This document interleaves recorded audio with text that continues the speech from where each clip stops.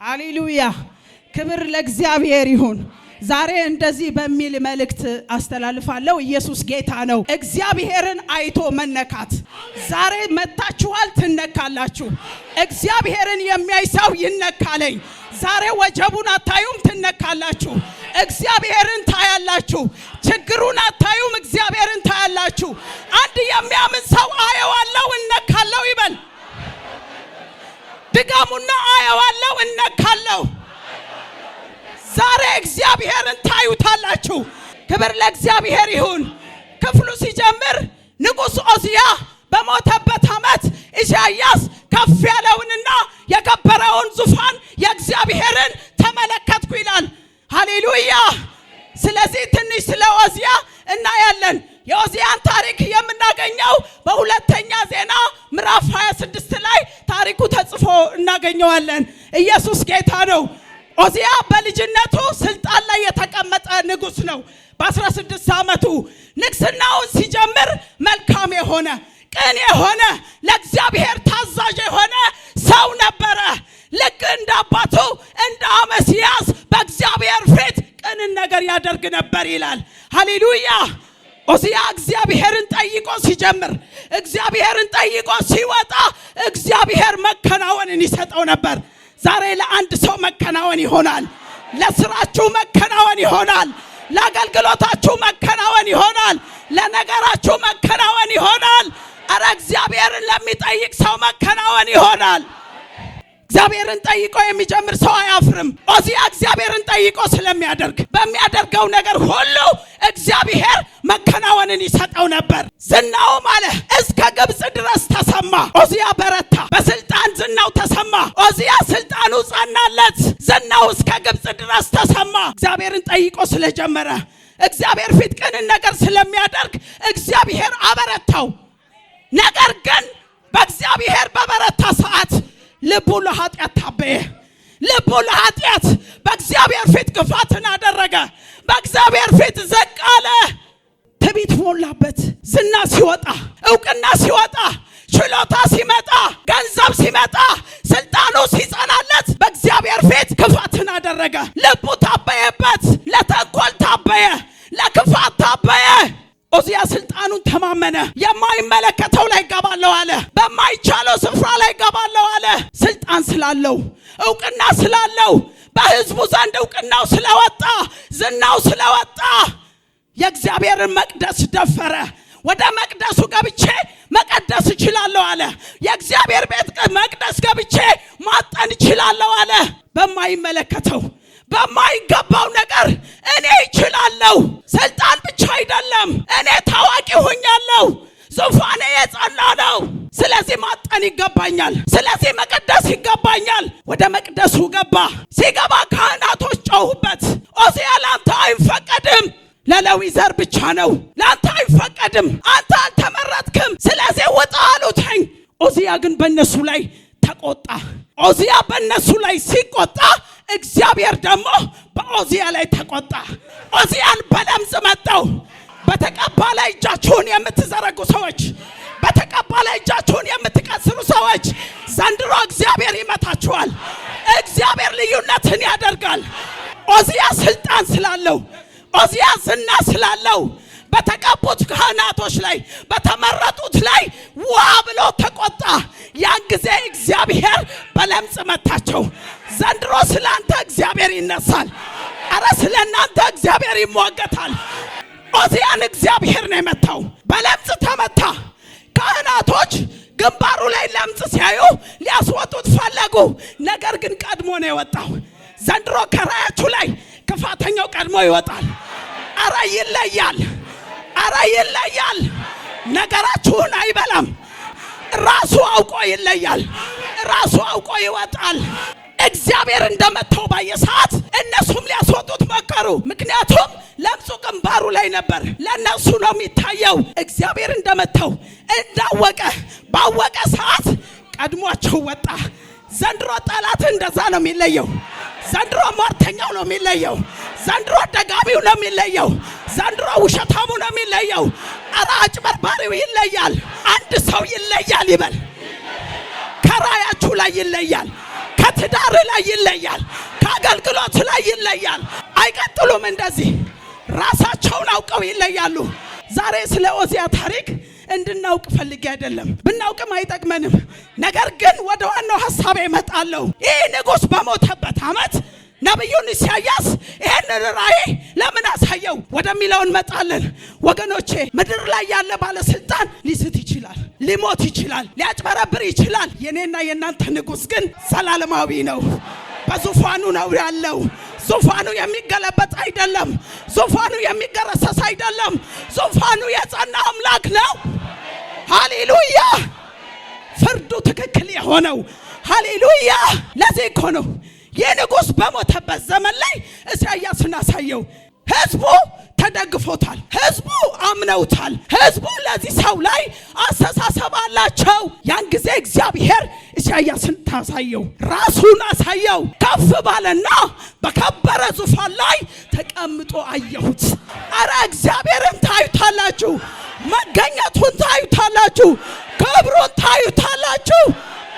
ያውላችሁ ኢሳያስ ባገለገለበት ዘመን ሁሉ አራት ነገስታትን ያውቃል። የነ ኦዚያን ዙፋን ያውቃል፣ የነ አኪያን ዙፋን ያውቃል፣ የነ ሕዝቅያስን ዙፋን ያውቃል። አሁን ያየው ግን የሚገለበጥ አይደለም፣ የሚቀማ አይደለም፣ የሚወሰድ አይደለም። ሃሌሉያ! ዘላለም የሆነውን ዙፋን አየ፣ ረጅሙን ዙፋን አየ፣ የከበረውን ዙፋን አየ፣ ትልቁን ዙፋን አየ። ኢሳያስ ዙፋኑን ተመለከተ። ዙፋኑ ላይ ረጅም ዙፋን፣ በዛ ላይ ዙፋኑ የከበረውን፣ ከዛስ ተቀምጦ አየሁት ይላል። ምን ማለት መሰላችሁ? ኢሳያስ እግዚአብሔር ግን ተቀምጦ አለኝ። ምክንያቱም የምድር ባለስልጣኖች ዙፋናቸው ላይ አይቀመጡም፣ ይሰራሉ፣ ተፍ ተፍ ይላሉ። ምክንያቱም የሚወሰድ ነው፣ ምክንያቱም የሚገለበጥ ነው። እንዳይወሰድባቸው ጠንክረው ይሰራሉ። የኔና ያንተ አምላክ ግን በዙፋኑ ላይ ተቀምጦ ይፈርዳል፣ ተቀምጦ ያይሃል፣ ተቀምጦ ይባርክሃል፣ ተቀምጦ ይፈውስሃል። ሃሌሉያ! ስለዚህ ጌታ ክብር ስጡ።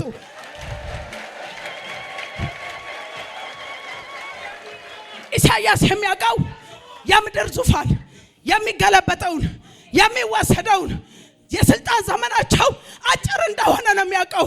አሁን ግን ያየው የሚለይ ዙፋን ነው፣ ረጅም ዙፋን ነው፣ የከበረ ዙፋን ላይ በዛ ላይ ተቀምጦ አየው።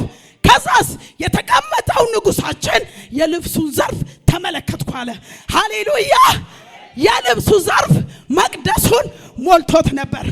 ዛሬ በዚህ ክብር ይሞላባቸዋል። ዛሬ መንፈስ ቅዱስ ይሞላባቸዋል። ወገኖቼ እግዚአብሔርን ልናውቀው አንችልም። ከኔና ካንተ በላይ የሆነ አምላክ ነው። ከኔና ካንተ ችግር በላይ የሆነ አምላክ ነው። ከበሽታችን በላይ የሆነ፣ ከጥያቄያችን በላይ የሆነ፣ ከነገራችን በላይ የሆነ ሃሌሉያ! ከዚህ በላይ ሊያብራራው አልቻለም። ሲቀጥል ደግሞ ሱራፌልን ተመለከተው። በሱ በስተላይ ቆሞ ተመለከትኩት አለ። እያንዳንዱ 6 ክንፍ ነበራቸው። ሃሌሉያ! ኢሳያስ ያየው መልአክ እኔና እናንተ ገበያ ላይ ወይ በስዕል የምናያቸው አይነት መልአክ አይደሉም። እኛ የምናውቃቸው ባለ 2 ክንፍ ናቸው። እሱ ግን ባለ 6። ሃሌሉያ! ሃሌሉያ! ኢየሱስ ጌታ ነው። በሁለቱ ፊታቸውን ይሸፍናሉ፣ በሁለቱ እግራቸውን ይሸፍናሉ፣ በሁለቱ ደግሞ ይበራሉ። ሃሌሉያ!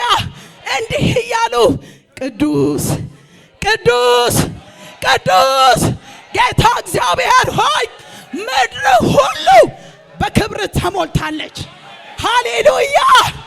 የመላእክት የሚሉት ቃል ነው። ዛሬ ደግሞ እኔና እናንተ እንለዋለን።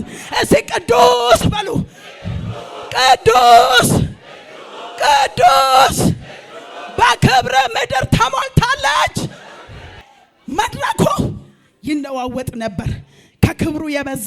ከዛስ መቅደሱ በጭስ ተሞልቶ ነበር። ኢሳያስ ረጅሙን ዙፋን ሲመለከት፣ ኢሳያስ መቅደሱን ሲመለከት፣ ኢሳያስ መላእክቶቹን ሲመለከት ወየው፣ ጠፋው፣ እኔ የረከስኩ ሰው ነኝ። እኔ አለ አንደበቴ የረከስኩ ሰው ነኝ። የምኖረውም አለ አንደበቱ በረከሰ ሕዝብ መካከል ነው። ሃሌሉያ ወያው አለ ጠፋሁ አለ ረክሻለሁ አለ። እኔ ብቻ አይደለሁም የምኖርበት ሕዝብ ሁሉ የረከሰ ነው። ንግግሩ የረከሰ፣ አስተሳሰቡ የረከሰ፣ አመለካከቱ የረከሰ ወያው አለ መጥፋቴ ነው አለ። ኢሳይያስ ክብሩን እንዳየ ራሱን ነው የተመለከተ። ራሱን ነው የተመለከተ። ኃጢአቱን ነው የተመለከተ። ወገኖቼ ክብሩን ስታዩ ሰው አታይም፣ ጎረቤት አታይም፣ ጓደኛ አታይም፣ ራስህን ትመለከታለህ። ኢሳይያስ ያደረገው እንደዛው ነው። ወገኖቼ የብዙዎቻችን ችግር ምን መሰላችሁ? ስለ ራሳችን ውድቀት፣ ስለ ራሳችን ጥፋት፣ ስለ ራሳችን ስህተት ከማወቅ ይልቅ ከመናገር ይልቅ ስለ ሰው መናገር ይቀለናል። ስለ ውድቀቱ፣ ስለ ስህተቱ፣ ስለ ጥፋቱ መናገር ይቀለናል። ኢሳይያስ እንደዛ አይደለም ያደረገው። ራሱን ነው የተመለከተ። ወየው ረክሻለሁ፣ አንደበቴ ረክሷል፣ ከንፈሬ ረክሷል፣ መጥፋቴ ነው። ክብሩን አይቻለሁ፣ መገኘቱን አይቻለሁ፣ ዙፋኑን ተመልክቻለሁ። መጥፋቴ ነው፣ መጥፋቴ ነው። ኢሳይያስ ይኸውላችሁ ኢሳይያስ አገልግሎቱን ማስቀጠል ስለሚፈልግ ወዮላችሁ አይደለም ያለው፣ ተጠንቀቁ አይደለም ያለው፣ ወዮልኝ፣ ወዮ መጥፋቴ ነው፣ እኔ ረክሻለሁ፣ እኔ ተሳስቻለሁ፣ ወዮልኝ ነው ያለው። ወገኖቼ ራእይን ማስቀጠል የሚቻለው የራሱን ነገር ማስቀጠል የሚቻለው ስለ ሰው እያወራን አይደለም፣ ስለ ሰው እየተረክን አይደለም፣ ስለ ሰው ውድቀት እያወራን አይደለም። በእግዚአብሔር ክብር ነው፣ በእግዚአብሔር ሕልውና ነው፣ በመንፈሱ ነው። ራእይ መቀጠል የሚችለው አገልግሎታችሁ መቀጠል የሚችለው ስለ ሰው ውድቀት እያሰብክ አይደለም፣ ውድቀቱን እያየህ አይደለም፣ እየተመኘህም አይደለም። ስለ ራስ ማወቅ ግድ ይልሃል። ኢሳይያስ እኮ ነብይ ነው። እስከ ምዕራፍ 5 ድረስ ወዮላችሁ ብሎ ያውቃል፣ ተመለሱ ብሎ ያውቃል፣ ስታችኋል ብሎ ያውቃል፣ እግዚአብሔርን በድላችኋል ብሎ ያውቃል። አሁን ግን ዋናውን ተመለከተ፣ ዙፋኑን ተመለከተ፣ መገኘቱን ተመለከተ። ወያው አለ መጥፋቴ ነው አለ፣ ረክሻለሁ አለ። ኃጢአቱን ይቅር የሚለውን ሲያየው፣ በደሉን ሊያስወግድ የሚችለውን እግዚአብሔርን ሲመለከት ወየው። ወገኖቼ እኛስ መሰዊያችን ላይ ለእግዚአብሔር ምንድን ነው የምንለው? ስላሁኑ ኑሮ ውድነት፣ ጨው በርበሬ ስለጨመረ፣ ነዳጅ ስለጠፋ፣ ዘይቱ ስለጠፋ፣ ትራንስፖርት ስለሌለን ወቅታዊ ነገር ነው የምንነግረው ወይስ ምንድን ነው? ራሳችሁን ፈትሹ ወገኖቼ። የሚቀርመው ራስ መመልከት ነው ወገኖቼ። ወየው አለ። ከዛ በኋላ መልአኩ መጣና አንደበቱን ነካው። በእሳት ጉጠት አንደበቱን ነካና ኃጢአት ተወግዶልሃል፣ ኃጢአት ተሰርዮልሃል፣ ከእንግዲህ ኃጢአት የለብህም፣ ከእንግዲህ በደል የለብህም። ሃሌሉያ።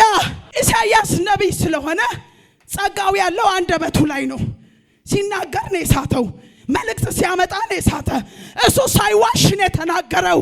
ስለዚህ አንደበቱን መጣና መልአኩ ነካው፣ ኃጢአት ተሰርዮልሃል አለ። ዛሬ ደግሞ እኔ እንደዚህ ይላችኋለሁ፣ ሃሌሉያ። እግዚአብሔርን እንድናገለግልበት የሚፈልገው መንገድ በመስጠት ነው። ዛሬ በረከታችሁን ይነካዋል። በእጆቻችን ስራ ነው።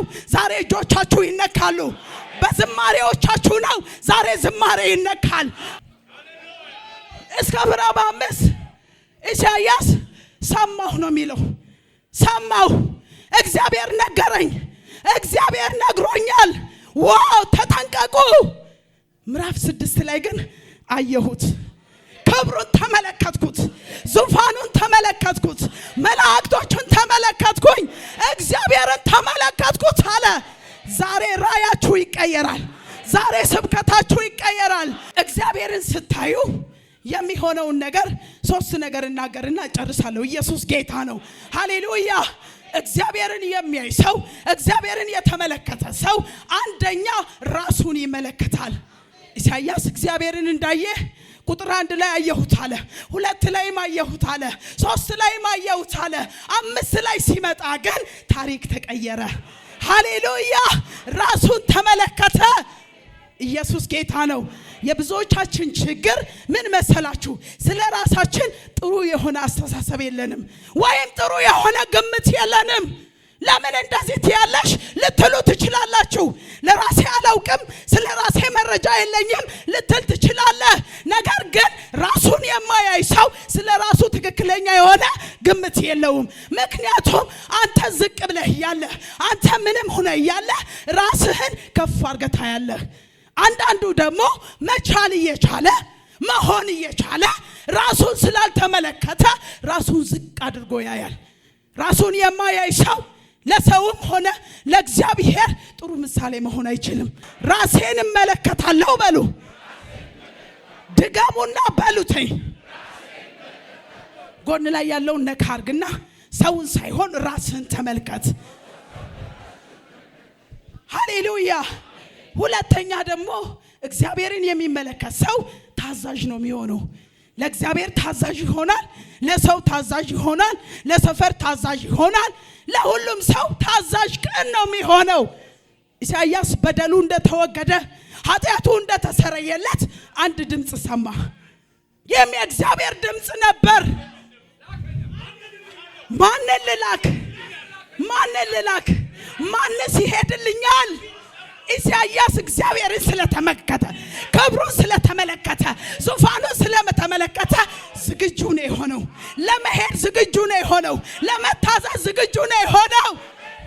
ወገኖቼ እናንተ በምታደርጉት ነገር ሁሉ እግዚአብሔርን ካልጠየቃችሁ ኪሳራ አለበት። ሳትጠይቁ በጀመራችሁበት ነገር ላይ ስኬት የለውም። እግዚአብሔርን ሳትጠይቁ በምታደርጉት ነገር ላይ ውርደት አለበት፣ ውድቀት አለበት፣ ኪሳራ አለበት፣ ሞትም አለበት። እግዚአብሔርን ሳትጠይቁ ብር ስላላችሁ፣ ስልጣን ስላላችሁ፣ ወገን ስላላችሁ፣ ሁኔታ ስለተመቻችሁ እችላለሁ ብላችሁ በምታደርጉት ነገር ሁሉ ውርደት ይጠብቃል፣ ሞት ይጠብቃል። ወገኖቼ የናንተ ጉልበት ያለው እግዚአብሔርን በመጠበቅ ውስጥ ነው። እግዚአብሔርን በመጠየቅ ውስጥ ነው። ስኬታችሁ በመጠየቅ ውስጥ ነው።